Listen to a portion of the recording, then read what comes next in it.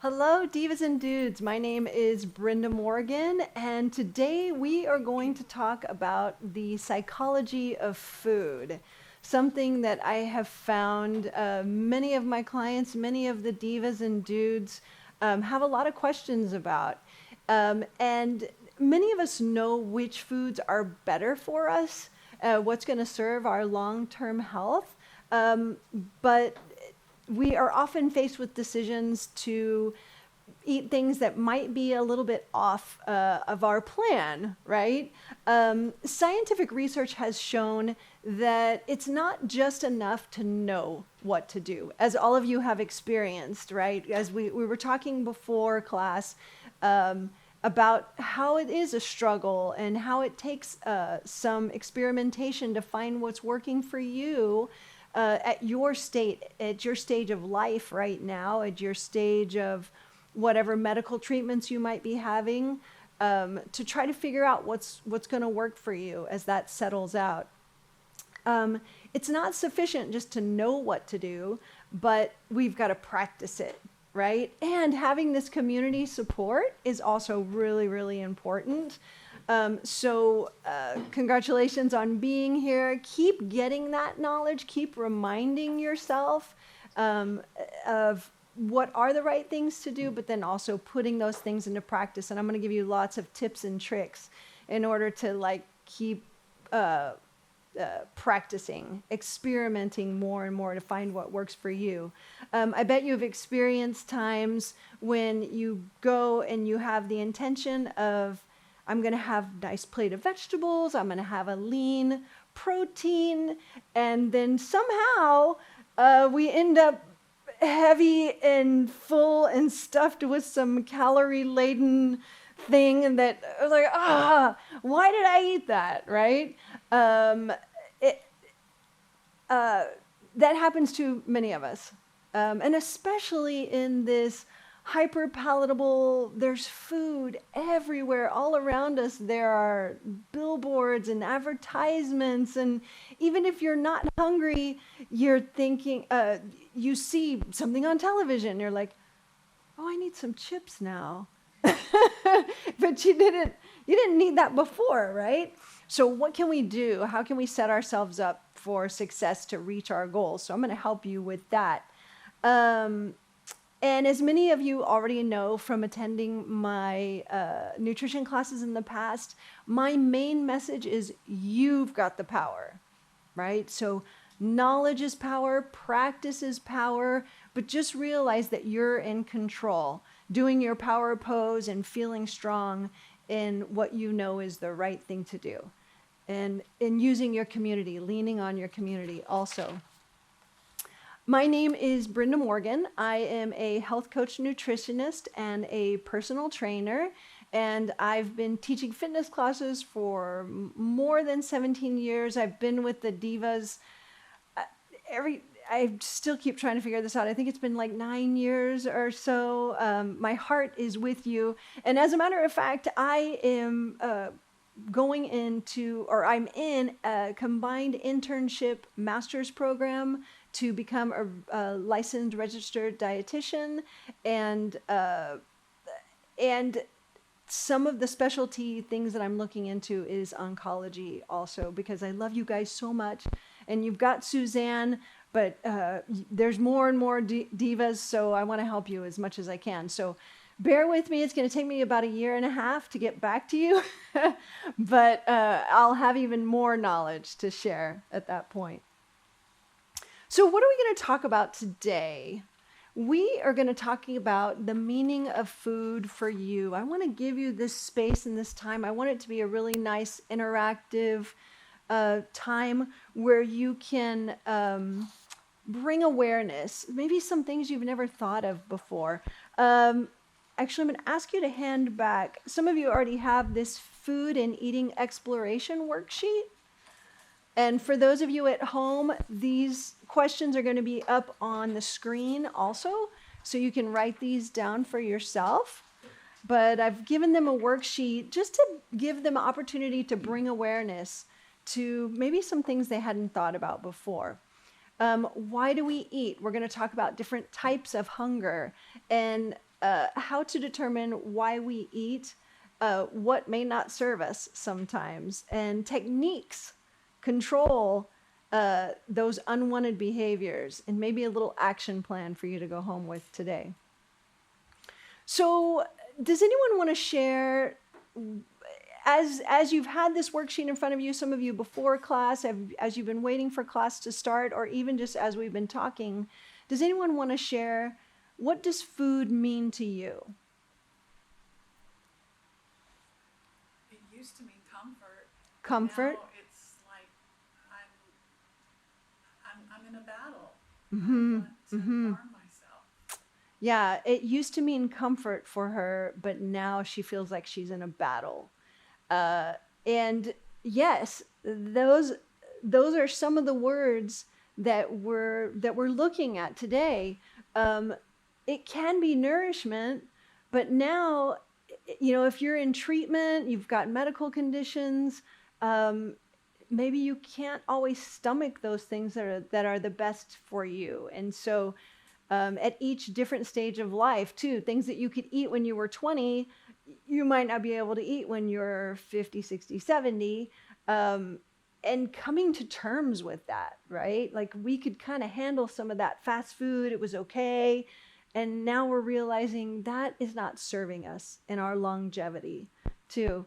But food can be pleasurable, and that's good. That's okay. That doesn't mean we have to eat all of the pleasure, right? But that's sometimes hard to get to that start,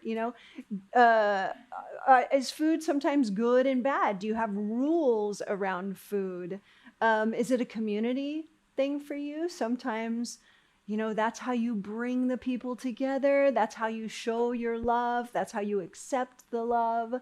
It can be soothing. And that's completely normal, right? From the time that you were a child, the soothing in your mother's arms, with the breast milk and the feeding, and that was the time of being comforted. So that makes sense, right? But just kind of bringing some awareness to that. Do you have certain rules around food? Do you have expectations? Maybe you can use food to repress feelings, things you might not want to feel.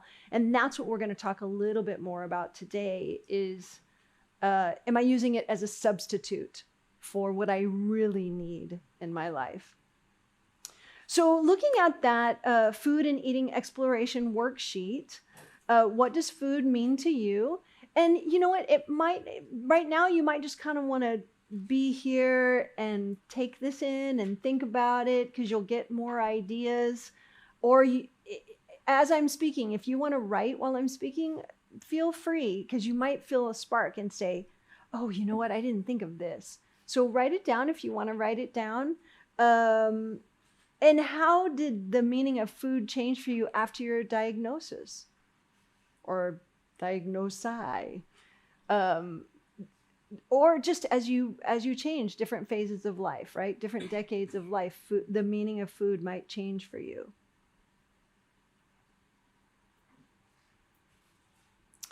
So I'm going to share with you a few of the resources that I like to use and that I've found very helpful for myself.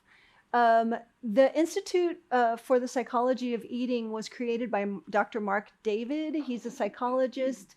He has a few books, The Slow Down Diet and Mind, Body, Nutrition. He actually has more than that. I just put a couple of them up.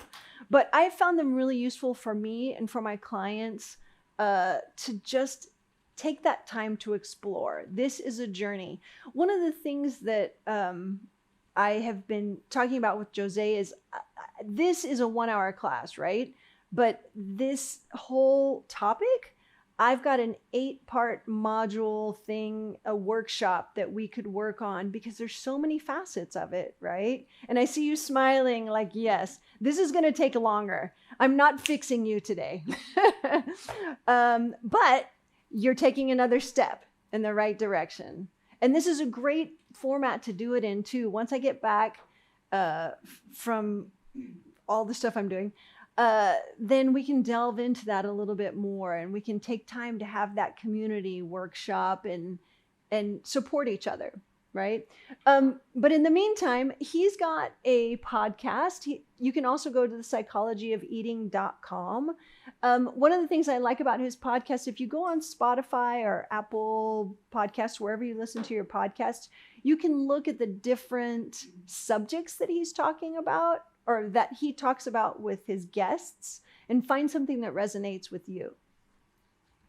I also love Eliza Kingsford. She is a psychotherapist and a mind-body expert. She has written The Brain-Powered Weight Loss. I use her book a lot and recommend it to my clients and my students. I actually just got to see her again. So I discovered her maybe about 3 or 4 years ago and attended some of her lectures. And then I just went to another lecture with her last month. And she's just as wonderful in person as she is on the pages of her book. But I found her book very easy to digest. And then just 2 weeks ago, I was on vacation, and Dr. Melissa McCrary, she's got another program in a book called The Emotional Eating Rescue Plan for Smart, Busy Women. It could apply to men also because it works. But she actually so while I was, it was good timing, because vacation can be kind of a time when we have to negotiate food and struggle with too much overeating. So this was perfect for me because I was on vacation, and she just happened to be giving a week-long freedom from overeating seminar. So it was like every day for an hour. And I was like, this is good. It was at noon, and it got my head straight around, I don't need to eat all the things. I can have some little indulgences here and there. But she also has a podcast. So all three of these, they're in your slides deck. Check them out and see what might resonate with you, who you like the sound of their voice. Sometimes it's that person that makes you go, yes, I like them. So now we're going to talk about biological versus comfort eating versus habitual eating. And we kind of talked about this a little bit before class also. So physical hunger, you would recognize it as gradually coming on. It can be, your eating can be postponed, right? After you finish eating for physical hunger, you might feel satisfied. And you'll stop eating when you're almost full. And you'll feel the hunger in your body, right? Where might you feel hunger in your body?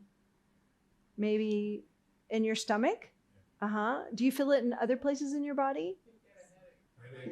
Headache, that's right. And maybe when we start to get a little tired or grumpy, maybe we're not so nice anymore. And you might have some food preferences, but you have options, right? You can go with that.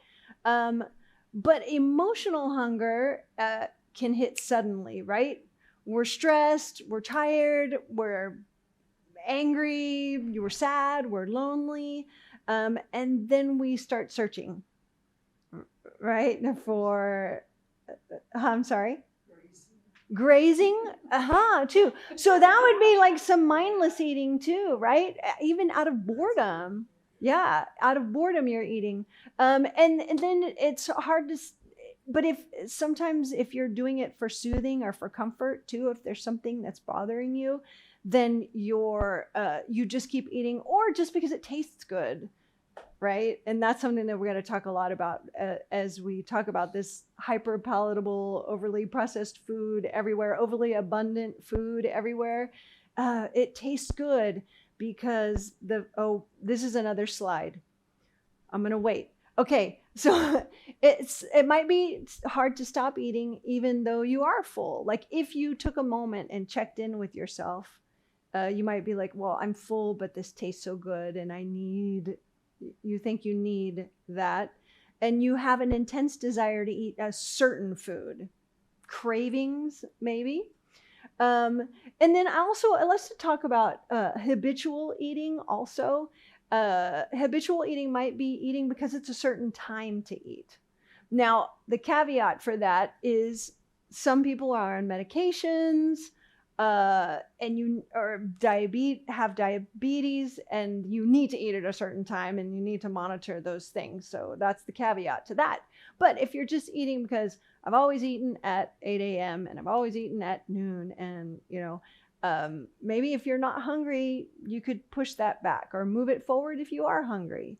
Um, or sometimes visual or sound cues or smell cues. Does anyone go to the airport or to the mall with that Cinnabon? Oh my gosh.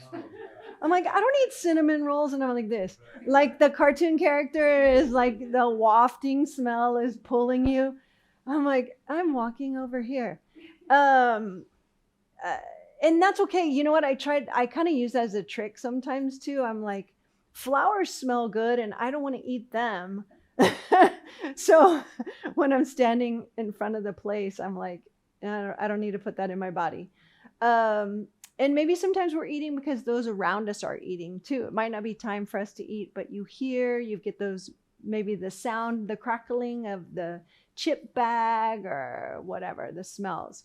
So just kind of taking the time and the awareness to check in with yourself before you start eating and see, am I eating for another reason besides physical hunger? So I want to give you just a minute here to look at that worksheet again and think about your eating habits. And you could just think about it. You can write it down as you're driving home. You might, or if you're sitting at home, you could even pause this too and just take a moment to think about it. Give yourself some time, give yourself some space to think of, am I hungry? Why do I do these things? And then also think about what habits you have around food. What habits do you want to change? I know many people come to me like with the habits they want to change, but what habits are you proud of? So you've been coming to these classes for a while and you're educating yourself. And if you're watching this, it's because you care enough to find out, to get more information, right? And know that this all takes practice. So be kind to yourself as you're trying to change habits. You practice and you get community support, and you practice the next day, you get up and you practice it again. Do any of you have any habits that you're really proud of that you've changed? That things that you do now that you didn't do before or you don't do anymore? Anybody want to share? The donuts. Yeah, exactly. And now I heard you saying before, class, now you go home and you're like, I'm going to have an apple. I'm going to go home and I'm going to have a peach. Yeah, something sweet. To the, I'm kind of in the same camp as you. Like sugar is a thing for me, and I've gotten into a really good habit of substituting that night. It happens at night, right? That nightly sweet thing, or maybe afternoon when you need a little pick me up. Reaching for the apple instead. Or reaching on for anything else, like getting some protein in me sometimes, maybe with the apple. Like you still get the sweet, but maybe put some peanut butter and fat with that, kind of stabilize your blood sugar. That's a whole other presentation. But I just wanted to explore that with you. So we have a lot of information that we've been given in this presentation so far. I just want to give you a moment to have a brain break. Take a deep breath. And think about, there's some problem solving that goes in with this, right? You've talked about a struggle. It can be a battle. It can be I don't even know what to eat anymore. I'm going through this and I don't know what the right thing is. I try to eat the right thing and then my stomach doesn't accept it and whatever. So give yourself the time to realize that this can be a process. Anger? Yes. Mm-hmm. Angry because I'm adjusting to this way of eating that I'm to a degree, Yeah. but Mm-hmm. it's always like trying to reconstruct my brain on what I can eat, and I get frustrated, and then I find myself in a way where I I'm losing weight. I'm saying it's because I'm only eating those nectarines and I'm eating those oranges and I'm eating these salads and stuff, and I miss those sausage and those ribs and that whole thing. I'm in that place, and I'm right there today. I am Mm-hmm. so angry, Mm-hmm. and I'm finding myself detaching from people because I don't want to, uh, impose on them as far as what's going on with me. Mm-hmm. So I just find myself detaching, Mm-hmm. and that's not my personality. Like I'm a people's person, and I'm finding myself being in this place. I'm just like, I gotta be honest. Just a moment ago, I snapped at Jose, because I'm like, but I didn't mean it, but it was just this is where Yeah. I'm at today. Yeah, so he's saying that you're feeling angry Yeah. because like you're trying to figure it out, and this is the way I've been doing things Right. for 40, 50 years. Yes. And Oh. and here's the thing that makes you angry too is everybody else around me is eating that. Yeah. What? This it's almost like it's when you're in this space where you're trying to separate what you've been doing opposed to what Mm-hmm. you're now doing. It seems like everybody's in your face eating everything that you used to eat. Right, And it's right. like, oh. It's like, And then I don't have think to about run an away. elephant. I have to run away because it Right, puts me right. in a place of frustration. Yeah, yeah. Yeah, and it's a long process too. I mean, or it can be a long process. Some people can flip the switch and just say. Sometimes health scares are things that really help people to they motivate. You're motivated. You're like, I don't want to go through that again. But I mean, if you've been for decades eating the same thing, eating certain things, and now you're told you can't have those things anymore, and there's something too. Like I'm not sure your personal situation, but finding balance, right? Because once you start denying yourself, now you're angry. You're like, I can't have that stuff at all. Instead of going, okay, well, I need to figure out how I can have my vegetables and my salad and my lean proteins and maybe put a little barbecue sauce on it. Right. So I do that actually, how do I get that same flavor? Like we're surrounded by Mexican food, right? So how do I get that same flavor? I'm going to have a taco salad instead. I keep saying salads. There's other things that we can eat, right? But I mean, get that seasoning and put it on, like, and put it on whatever good thing that you're having is like, if you like Thai food or curry or something like that, get that curry powder and put it on your clean brown rice and vegetables. You can still make that for yourself in a healthy way. So there's finding the balance. I can't find, but I eat this stuff, but I can't get full. It doesn't make me feel full. Uh-huh. And there I am snacking on it. How is your protein consumption? Is that I'm in the process. I'm working on it. yeah. Because I mean, healthy fats too are gonna might help to make you more satisfied. So that's part of your process, Yeah. right? Is trying to figure out, am I getting enough protein? Am I getting enough fat to make sure that I'm still satisfied?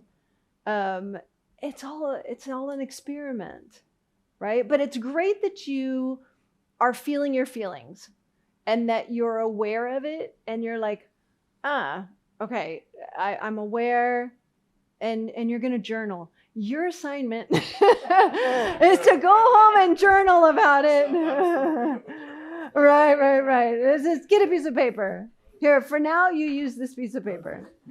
But yeah, I mean, we eat for comfort too, and we sometimes are eating to fill a space in our lives that might be not what we want it to be. Maybe relationships with certain people, maybe we're lonely, maybe it's finances, whatever that thing is. Kind of look into that. What are you trying to self-soothe with that? And be aware, I'm going to say it again, hyperpalatable, scientifically engineered foods that are reaching out to grab you. Hyperpalatable means that what they've done so palatable is how it tastes, right? Hyperpalatable means that it tastes so good that you cannot stop eating it. That's what it means. What the scientists are going for. I'm a scientist. The food scientists are looking for the bliss point. So they get a focus group. All of you come into a room, and I want you to taste all of these chips, and you tell me which ones you like the best. To the bliss point. That's hyperpalatable. So you're getting high off of food. Yes, you're getting high off of food. Thank you. Can I start using that? Because that's better than I like to use big words, but you're getting high off of food. And actually, that you said that. So he said getting high off of food. And actually, there are some scientists that will show doing brain scans, especially with sugar, that the sugar lights up the same parts of your brain as cocaine or other addictive chemicals, right? Got to bring awareness. I'm also diabetic. Diabetic? My latest medicine I'm on is Manjaro, which is the weight loss thing. Oh, So I can honestly say I don't need to lose weight. I mean, he's fine where I'm at, but this is one of the side effects, right? But I can honestly say that medicine changes things in your brain. yes. Because things that I used to love to eat, they no longer satisfy that little trigger. They really don't. I mean, there are things that I eat sometimes and I go, it's not what I wanted. It didn't satisfy me. So When you eat less, supposedly make your numbers better, but with that comes, I'm not trying to lose weight, but right, your happen. brain has been changed. It changes something. So there's a whole other discussion, because actually while I was on vacation, I was reading, she's saying that she's on Manjaro and Wegovy and Ozempic. I was reading all about those because I'm starting to encounter more people that are on those. And so, yeah, there's a lot more research that needs to be done about. She was saying that it's keeping her from eating even stuff that she likes to eat. Yeah. It just changes. It's changing the brain chemistry and how, yes. So let's talk about some scenarios here, problem solving. We kind of actually touched on these things a little bit already, but for those of us who might be going into situations where, maybe you're going on vacation, maybe you're going to a family dinner, maybe it's Thanksgiving, it's Christmas. Let's start talking about this now. We're like, how many months do we have to Thanksgiving? Let's start talking about this now, right? Let's do some problem solving. If then ideas. If I am driving by a Krispy Kreme, what's my plan? And that's one of the things too that I was going to suggest is re-engineering your environment or the path that you take to go places. Now, we're also busy nowadays that me suggesting that you take 2 more minutes to go a different route is kind of crazy. But if it keeps you healthier and makes you live longer, then you've added on years instead of 2 minutes, right? But is there any scenarios that you guys have that are coming up for you that might be challenging? Even just going home? Tell me. My husband is retiring in 10 days. Oh, my husband is retiring in 10 days. And he's one of those that said, okay, we're having breakfast, what's for lunch? Uh-huh. We're having breakfast. What's for lunch? I've been at work for all these years, and I haven't worked for like 10 years. Uh-huh. Like, I don't eat 5 o'clock. think that's pretty good for me. 'Cause Yes. a lot of times people say, "Oh, it's noon, let's eat." I'm like, I'm not hungry. I'm not gonna eat. Yes. You know, so for me, I eat breakfast because I have to take medication. Mm-hmm. But then it's 2 o'clock before I maybe want to eat something for lunch. Right.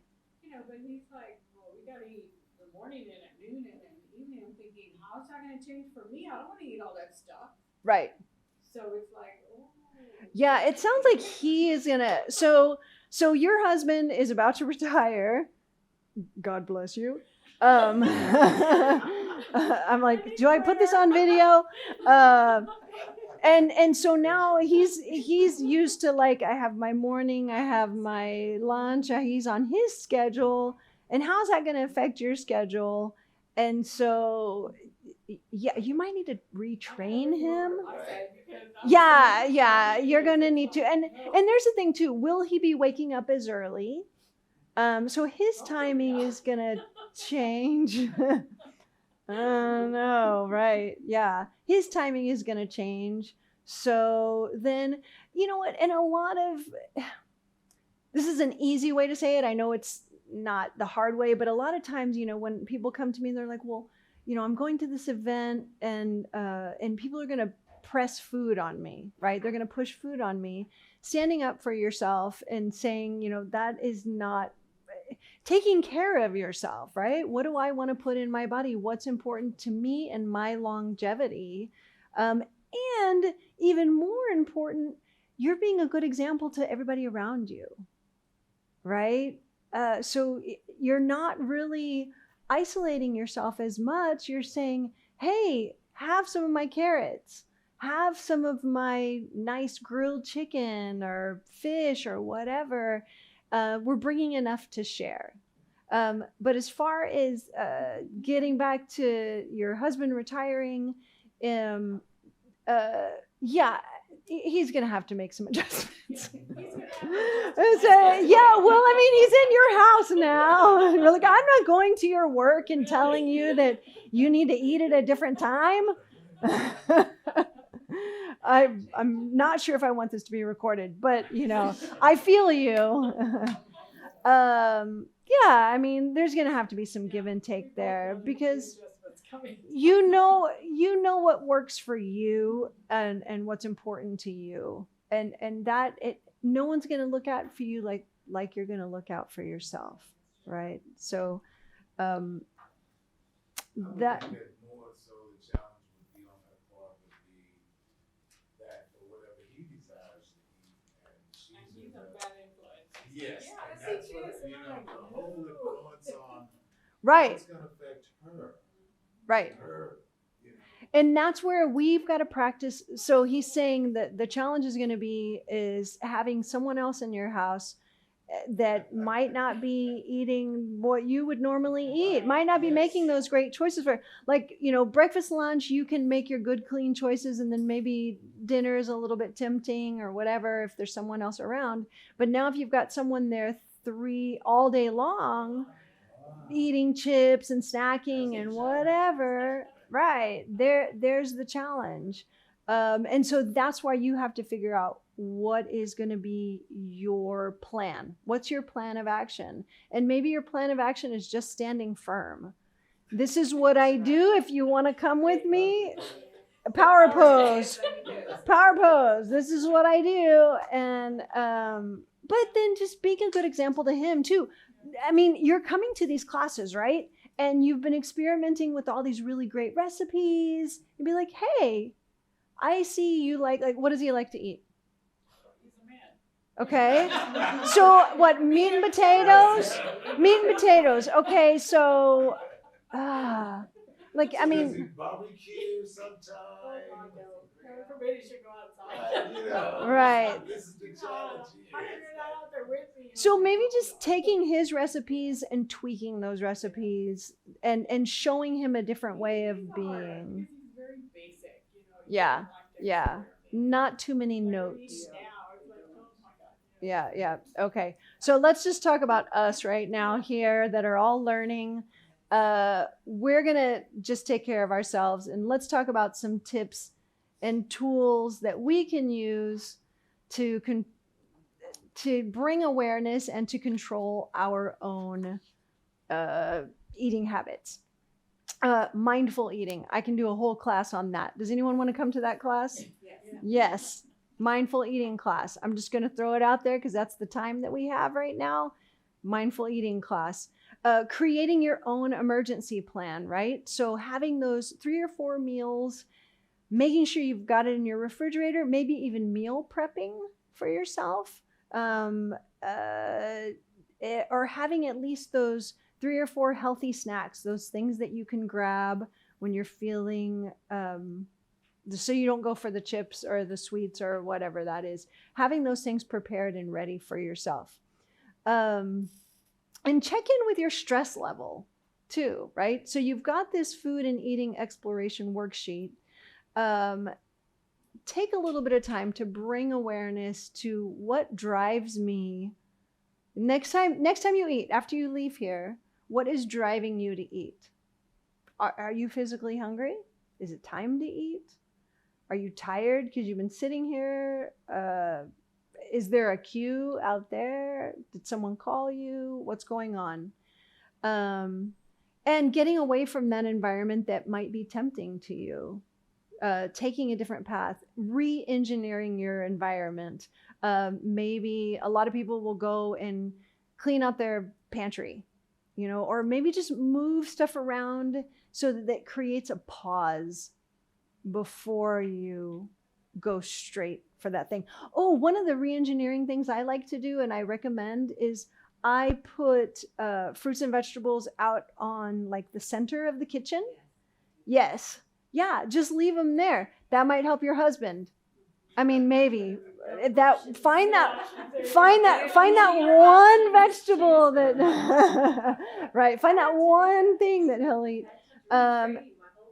Yeah, and sometimes too. I mean, this is a little bit more work for us, but like cutting it up, having it prepped. Yeah. And I label it so that Label it. Knows what's in there. Uh-huh. Because you have all these little jars. Yes. And so it's like, what is this? Look at the lid. Yes. Berries or whatever. Right. Yeah, So labeling things. Yeah. Clear containers help a lot too. Yeah. Make it look appealing to yourself.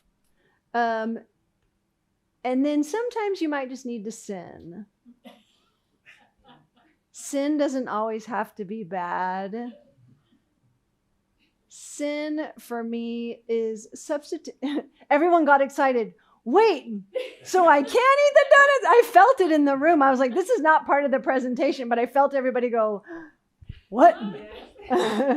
We can. Substituting inedible nourishment. I got this idea from Martha Beck in the 4-Day Win. I read that, 15 years ago. Basically, what else can I do instead? If I'm needing something, and I'm going to let you pass around these sheets here, substituting inedible nourishment. There you go. What can you do instead? If you're bored, there you go. And the reason I wrote it down or I'm giving you a worksheet for it is because as you think of things that you like to do, I've just put up a few ideas here, but what can feed you and make you feel happy and give you that, like, if you're like, I need something, like I personally am studying a lot. And so I'm studying, I'm focused, and I'm sitting too long. For me, I like to move. I teach fitness classes. But for me, I'm like, ugh. And so the more I sit there, the more I start like a cookie, maybe something. No. Okay. Yeah. What do I need to do instead? So I get up and I put on some music maybe, or I just walk outside. Maybe that's it. I like to play with stickers. So sometimes I give myself a sticker. Yay. A reward. See, I knew I was going to get a response with that one because I'm 5 years old.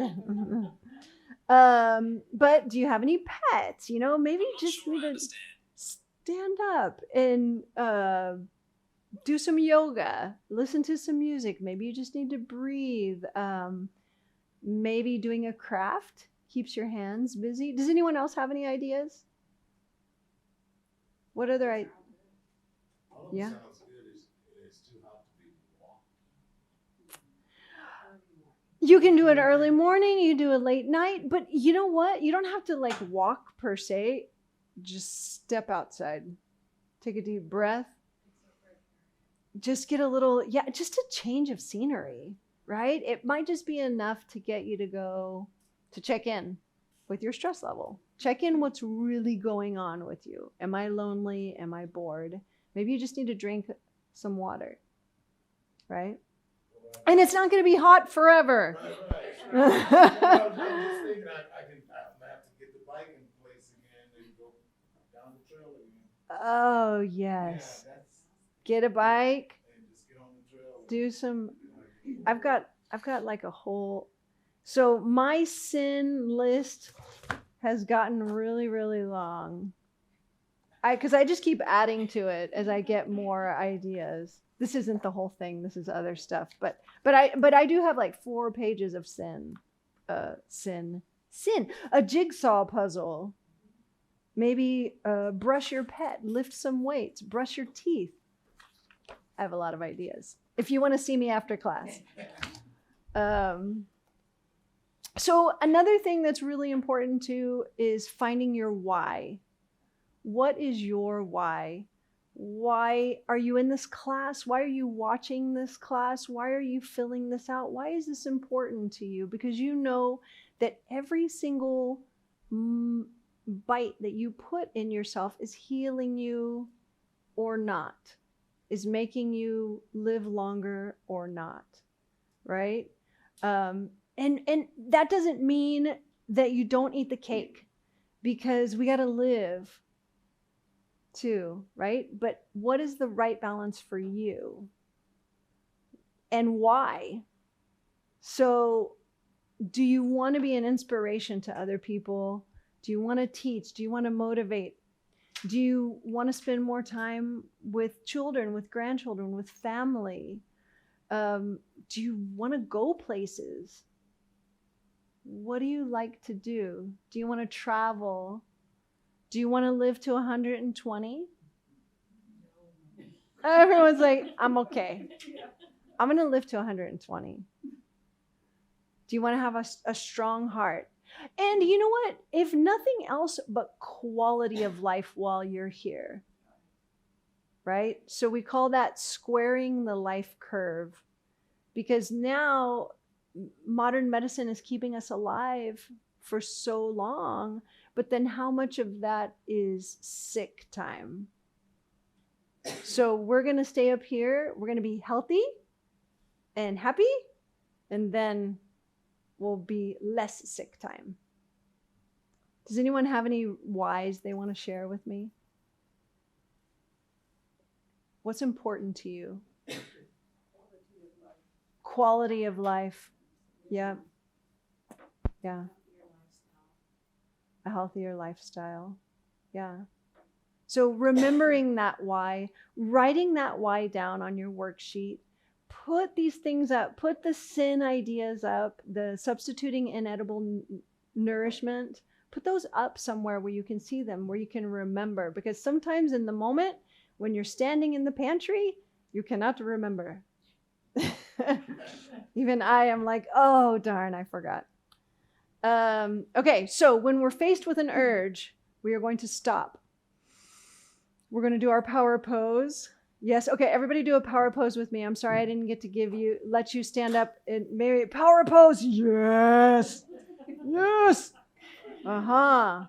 And breathe. Take a deep breath. Check in with yourself. Remember your why. And then think about, what is it that I need? You might not be able to fix it right now, but I can get a sticker. Or I can step outside, right? And if you can get this far in the process, how do you want to feel after you've eaten?